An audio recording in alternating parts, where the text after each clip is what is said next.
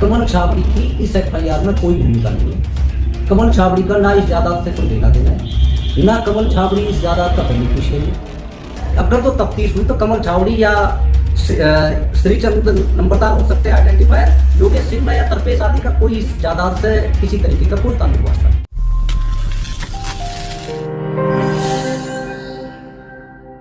गुरुग्राम के बाद सोहना में बढ़ती जमीन की कीमत को देखते हुए लोग एक दूसरे की जमीन की धोखाधड़ी करके बेचने में लगे हुए हैं। इसी प्रकार का एक मुकदमा 9 सितंबर 2023 को जमीन खरीदने वाली संतोष देवी नामक महिला ने यह कहते हुए दर्ज कराया कि उन्होंने जो जमीन खरीदी उसका असल मालिक कोई और है, उनको जमीन धोखाधड़ी करके बेची गई। जो मामला अभी भी अदालत में लंबित है, लेकिन देवेंद्र नामक एक व्यक्ति ने सोहना अदालत में एक इस्तगासा दायर किया कि मेरी जो जमीन बेची गई उसका असल मालिक मैं हूं और किसी दूसरे देवेंद्र ने मेरी जमीन को धोखाधड़ी करके बेच दिया।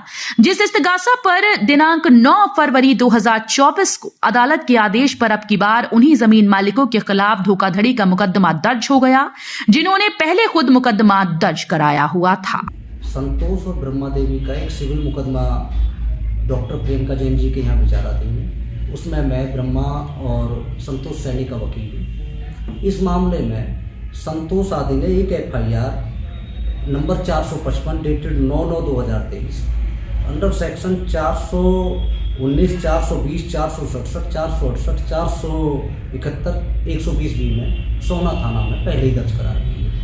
यह जायदाद पहले 6 साल पहले परचेज की गई थी और मौके पर देवेंद्र सैनी ने रजिस्ट्री की थी, मौके पर कब्जा दे दिया था।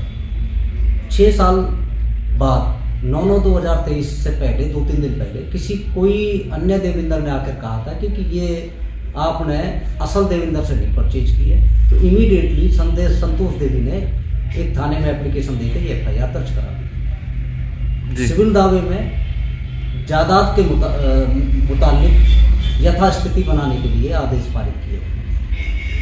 ये एक अभी एफआईआर नंबर 36 डेटेड 9/2/2024 156(3) में देवेंद्र सैनी ने दर्ज कराई है। वो 6 आदमियों के खिलाफ दर्ज कराई है।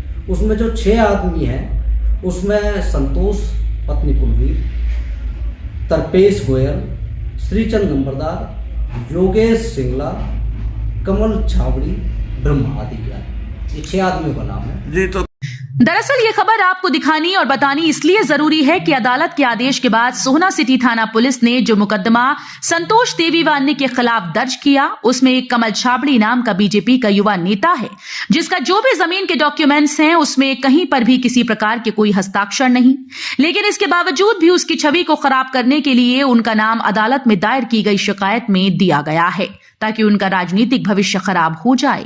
जब इस गंभीर मुद्दे को लेकर हमने जमीन खरीदार के लॉयर से बात की तो उन्होंने भी स्पष्ट कर दिया कि कमल छाबड़ी नामक व्यक्ति का इस जमीन धोखाधड़ी के मामले से कोई लेना देना नहीं है, ना ही उनकी इसमें किसी प्रकार की कोई भूमिका है। ऐसा प्रतीत होता है कि उनका नाम किसी साजिश के तहत लिया गया है। कमल छाबड़ी की इसमें क्या भूमिका इस एफआईआर में पूरी है? कमल छाबड़ी की इस एफआईआर में कोई भूमिका नहीं है।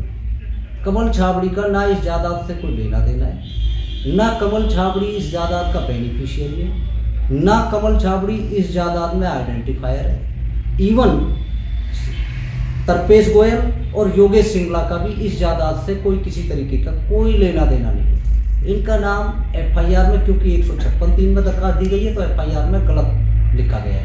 इवन संतोष के खिलाफ भी जो एफआईआर दर्ज कराई है वो भी पहले ही एक एफआईआर 9/9/2023 को दर्ज करा चुके हैं कि अगर तो कोई किसी ने फर्जकारी की है तो वो संतोष आदि और इनके साथ हुई है, ना कि देवेंद्र के साथ। अगर तो किसी गलत देवेंद्र ने की है तो वो फर्जकारी भी उनके साथ हुई। ये मामला अभी एफआईआर दर्ज हो चुकी है, इन्वेस्टिगेशन का मामला है। जहाँ तक कमल छाबड़ी का नाम है, कमल छाबड़ी सामाजिक व्यक्ति है। ये ठीक है कि वो भाजपा में युवा कार्यकर्ता है, भाजपा से संबंधित है, परंतु उसकी छवि इस तरीके की नहीं है। उसकी छवि धूमिल करने और उसे बदनाम करने की नियत से कमल छाबड़ी का नाम इस एफआईआर में लिखा गया है। लेकिन जब अगर मान लो कहीं बेनिफिशियरी वो नहीं है तो उसके बावजूद एफआईआर में नाम कैसे इसका आया?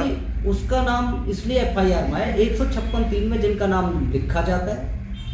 अगर तो कोर्ट उचित समझती है, अगर तो 156(3) में एफआईआर दर्ज करने के लिए थाने में भेजा जाता है तो कोर्ट के आदेश मुताबिक उसमें से किसी का कोई नाम काटा नहीं जा सकता। जिस तरीके की जो कंटेंट्स कंप्लेंट के होते हैं वो एज इट इज लिखने पड़ते हैं। कमल छावड़ी का जो नाम है, अगर तो तफ्तीश हुई तो कमल छावड़ी या श्रीचंद नंबरदार हो सकते हैं आइडेंटिफायर, योगेश सिंगला या तरपेश आदि का कोई इस जायदाद से किसी तरीके का कोई ताल्लुक वास्ता नहीं।